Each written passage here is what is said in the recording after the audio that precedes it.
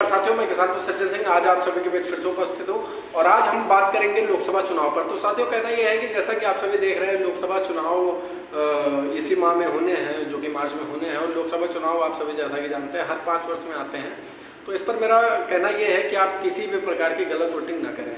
तो साथियों, गलत वोटिंग को कैसे रोकना है, ये सब हम सभी के हाथ में है, क्योंकि हमारा एक बटन दबाना और किसी भी प्रत्याशी के भाग्य को सुनिश्चित करता है और हमारे देश के भी भाग्य को सुनिश्चित करता है। तो साथियों, यही नहीं, आप जैसा कि देख रहे हैं, सभी पार्टियां अपनी ताकत झोंक रही हैं और नए नए वादे कर रहे हैं, नए नए पैगाम ला रहे हैं और काम किसी भी प्रकार का नहीं होना है। और इनका कहना यही रहता है कि चुनाव में नई नई घोषणाएं लाएंगे। अरे चुनाव में नई नई घोषणाएं लाएंगे, अरे चुनाव में नई नई घोषणाएं लाएंगे और जनता का दिल जीत के ले जाएंगे।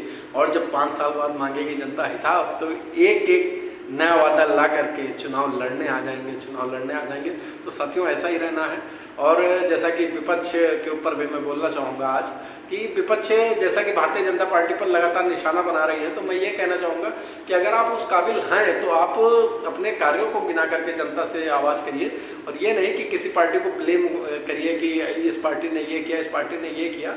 तो ये सब गलत बातें हैं। अगर आप विकासशील पुरुष हैं और अगर आप विकासशील नेता हैं तो आप अपने क्षेत्र का विकास खुद ही कर सकते हैं, क्योंकि अगर आपने अपने क्षेत्र का विकास किया है तो हमारे ख्याल से किसी भी प्रकार की दिक्कत नहीं होनी चाहिए आपको चुनाव जीतने में और किसी भी पार्टी पर ब्लेम नहीं लगाना चाहिए।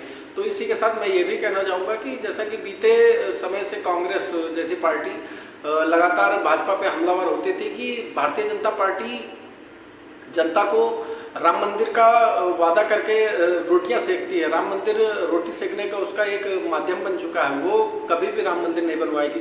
तो आज 2024 में भारतीय जनता पार्टी ने राम मंदिर का उद्घाटन करके इन चीज़ों पर बेविराम लगा दिया कि हम राम मंदिर पर रोटियां नहीं सेक रहे हैं, हमें सिर्फ और सिर्फ विकास करना है और देश को आगे बढ़ाना है। तो इसीलिए मैं ये भी कहना उचित समझूंगा कि राम मंदिर पर अगर कोई कहे कि बीजेपी रोटियां सेकती थी तो ये एकदम गलत बात है। भारतीय जनता पार्टी ने कुछ कार्य तो बड़े किए, ये साथियों, इसको मानना होगा, हम सभी को मानना होगा। मैं ये नहीं कहता हूँ इन सभी कार्यों को देख करके आप वोट दे दें। अगर आपका पर्सनल लाभ नहीं हो रहा है इस पार्टी से या आपके क्षेत्रीय नेता से, तो आप अपने कैंडिडेट को बदलिए और अपने क्षेत्र का अच्छे से अच्छा विकास करिए। तो साथियों, ज़्यादा कुछ नहीं, अब अग्रिम समय में लोकसभा चुनाव है और मैं इस प्रकार के नई नई अपडेट्स देता रहूँगा, जिससे कि हमारा देश बच सके, हमारा समाज बच सके, एक अच्छा कैंडिडेट चुना जा सके और हम सभी विकसित भारत के विकसित बच्चे हो सके। और इसी के साथ देता हूँ अपनी वाणी को विराम। जय जय।